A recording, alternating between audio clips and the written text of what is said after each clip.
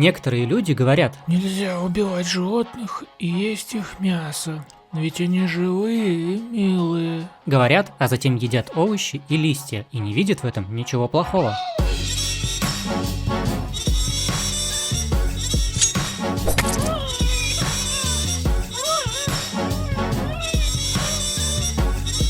Ничего плохого в том, чтобы есть овощи и листья. Очень вкусно и полезно. Но задумываются ли эти самые люди о растениях, чьи плоды и листья они едят? Мне всего 21 год, и даже я знаю, что растения не испытывают боли и страданий.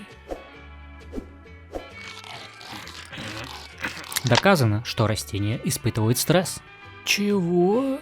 Да-да, когда вы наносите повреждение растению, срываете плод или обрываете листья, у растения выделяются гормоны стресса, дыхание усиливается, а фотосинтез замедляется. Также растение начинает издавать ультразвук, который предупреждает его сородичей об опасности. Кроме того, вы же зачастую едите не само растение, а исключительно его плоды, что по сути является истреблением его генофонда, истреблением его еще нерожденных детей. Эти плоды должны были остаться на земле, перегнить и стать питанием для новых растений. Но вместо этого они становятся питанием для вот таких вот личностей. Задумайтесь, сколько растений могло сейчас цвести и пахнуть, если бы не ваши веганские, окруженные бледной волосатой кожицей, остатками семени растений, кровью их нерожденных детей, рты. Если бы вы не заменяли животные белки на растительные, сколько бобовых могло бы сейчас жить? Вы только посмотрите на эти милые создания, которые нас окружают, и которые ежедневно, ежеминутно подвергаются нападениям и уничтожению со стороны людей. И, кстати, не только людей, но и животных.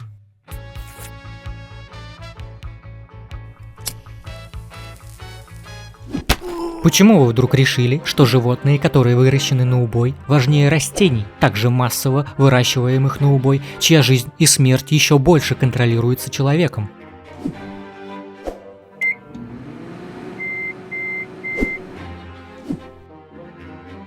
Если эти существа не дышат, а занимаются фотосинтезом, это еще не значит, что их права ничего не стоят. Я призываю всех неравнодушных брать плакаты с лозунгами за права растений и выходить в места скопления веганов, чтобы напомнить им об убийстве мирных растений и варварстве, которое эти люди творят. Я также призываю все растения быть мужественными и также по возможности сопротивляться.